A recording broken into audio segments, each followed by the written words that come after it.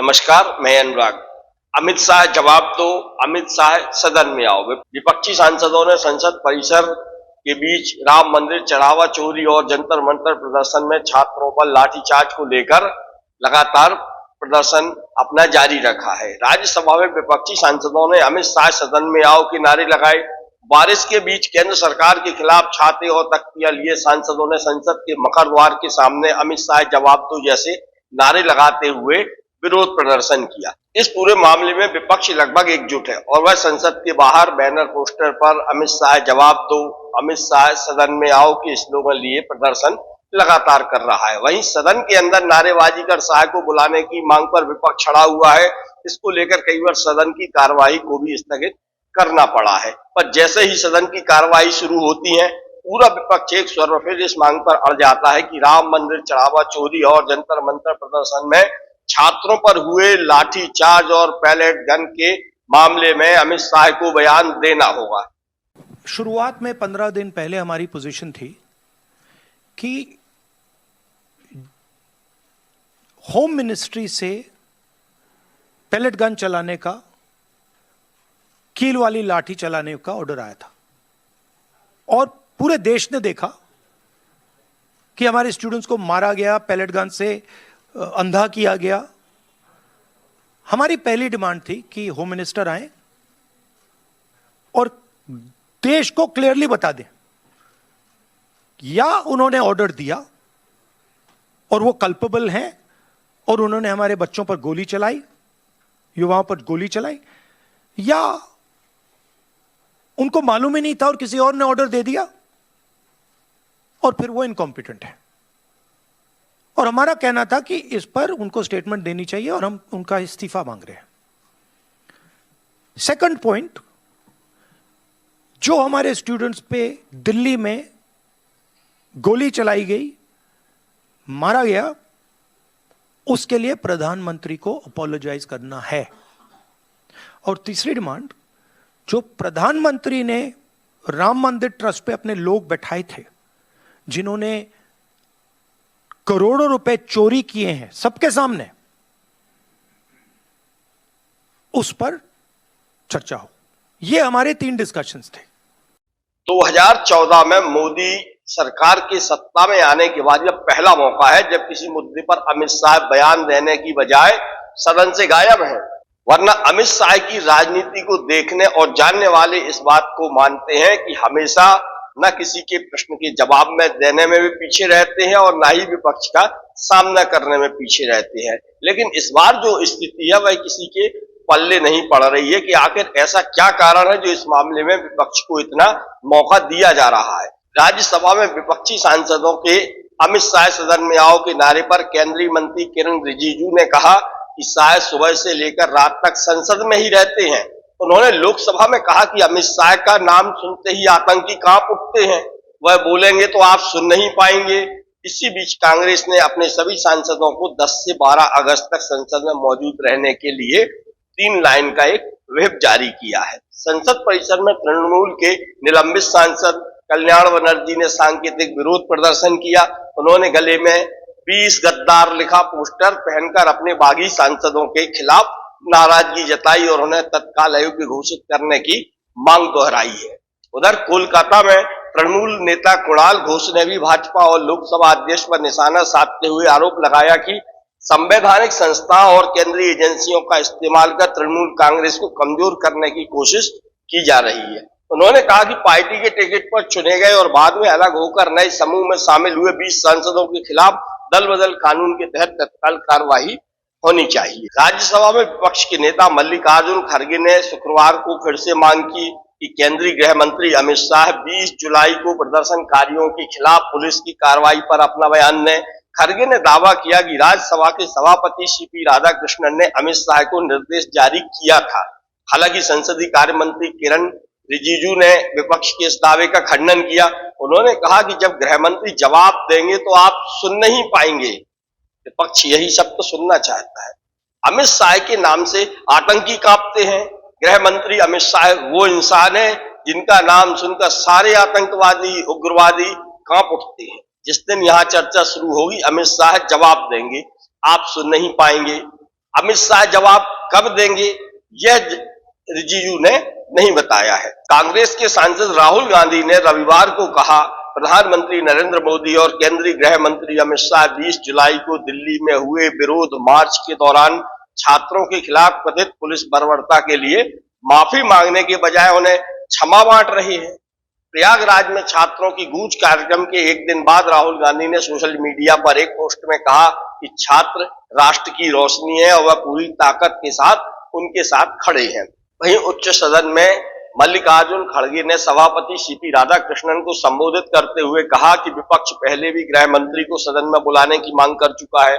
उन्होंने कहा कि सभापति ने अभी विपक्ष की भावना सरकार तक पहुंचाई थी, लेकिन उसके बावजूद कोई कार्रवाई नहीं हुई। सर, सभापति जी, सरकार की नाकामी के सबसे ताजा मिसाल नीट यूजी 2026 है, जिसमें 22 लाख से अधिक छात्र बैठे थे।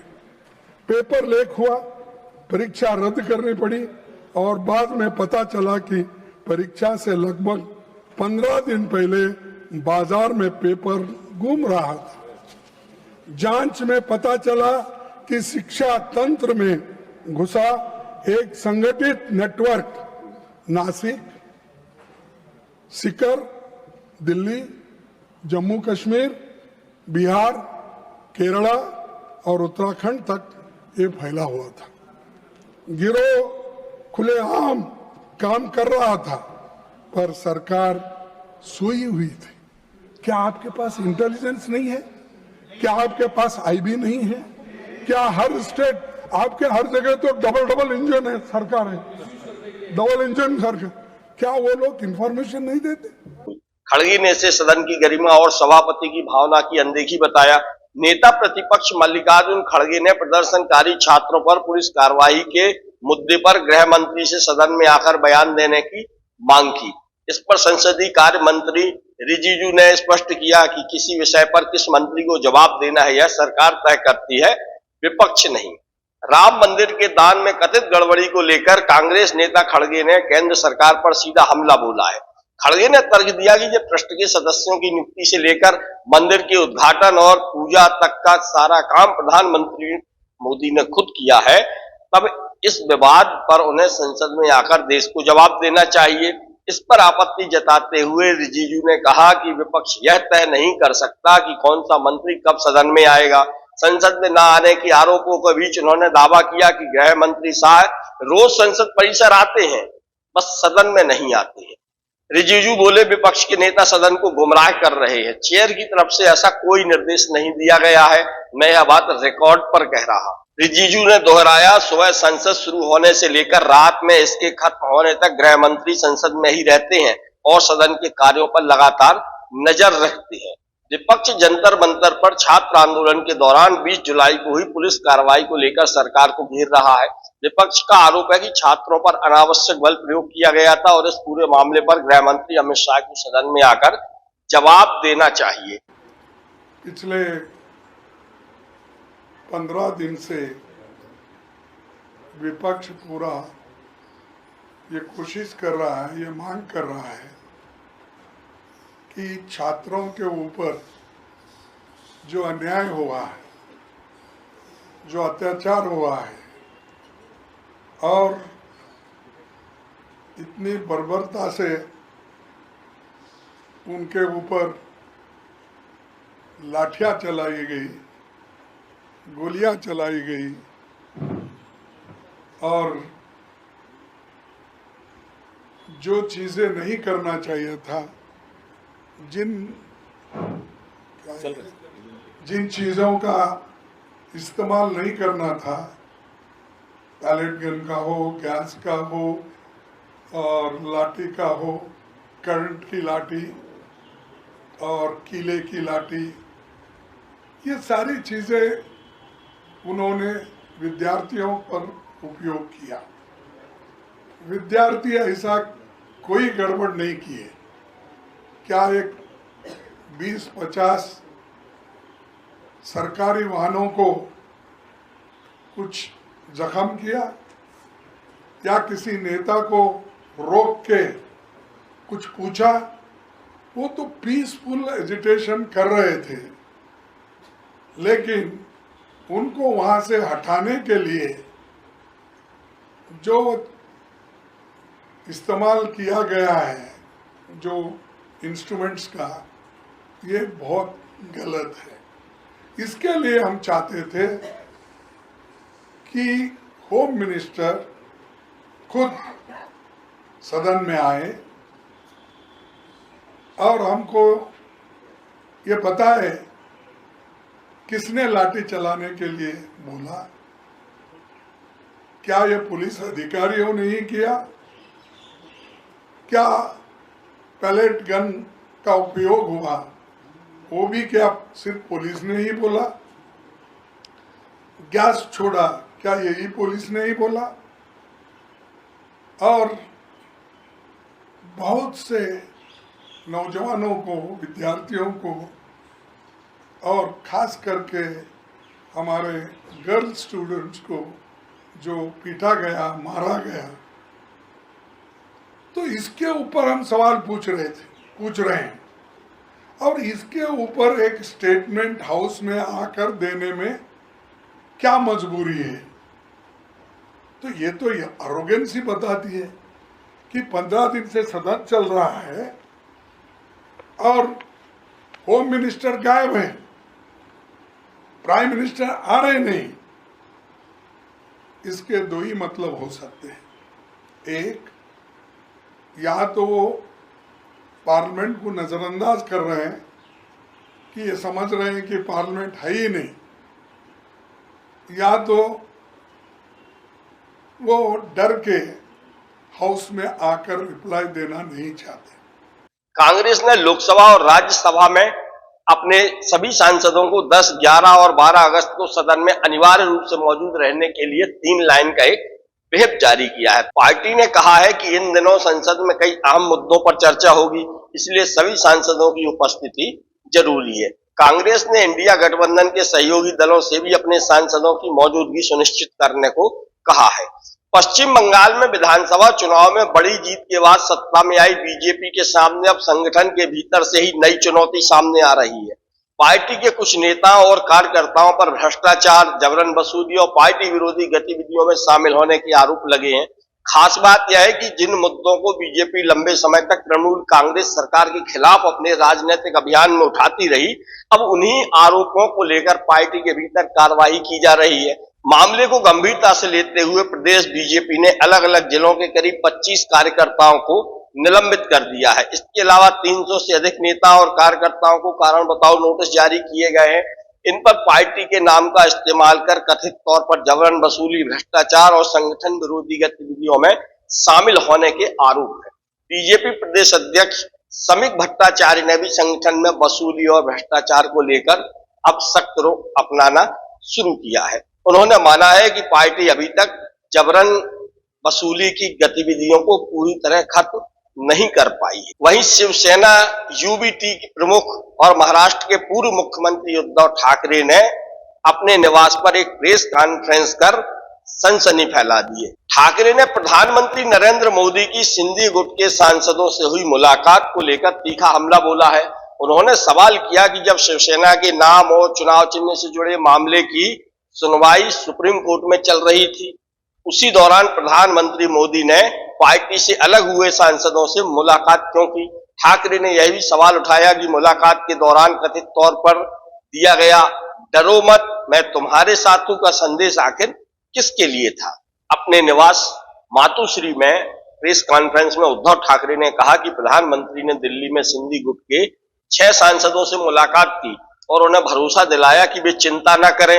उन्होंने इस मुलाकात को ब्रेकफास्ट डिप्लोमेसी करार देते हुए इसकी आलोचना की। उद्धव ठाकरे ने सवाल किया कि प्रधानमंत्री का यह संदेश क्या केंद्रीय गृह मंत्री अमित शाह, महाराष्ट्र के मुख्यमंत्री देवेंद्र फडणवीस या फिर सुप्रीम कोर्ट के लिए था। उन्होंने कहा कि जब अदालत में मामले की सुनवाई चल रही है तब प्रधानमंत्री का अलग हुए सांसदों से मिलना कई सवाल खड़े करता है। ठाकरे ने कहा मुलाकात बंद कमरे में हुई थी, फिर भी उसके बाद डरो मत जैसा संदेश बाहर कैसे आया। उन्होंने पूछा कि इस संदेश को सार्वजनिक करने की जरूरत क्यों पड़ी, इसके जरिए आखिर किसे संदेश दिया जा रहा था। उन्होंने दावा किया कि सुप्रीम कोर्ट की सुनवाई को लेकर शिंदे गुट दबाव में है। पहले एकनाथ शिंदे केंद्रीय गृह मंत्री अमित शाह से मुलाकात करते थे और अब प्रधानमंत्री मोदी से मिल रहे हैं। आप सारे लोगों को पता है कि 4 साल हमारी जो केस है सुप्रीम कोर्ट में चल रही है। अब ऐसे लग रहा है कि लास्ट जो काय म्हणते अंतिम टप्प्यात वो सुनवाई आ रही है और लगातार हो रही है। जैसे पिछले हफ्ते में 2 दिन लगातार सुनवाई हुई, अगले हफ्ते में भी होने जा रही है। हम उसके बारे में तो कुछ कहते नहीं कि क्योंकि हमारा पूरा विश्वास अदालत पर है।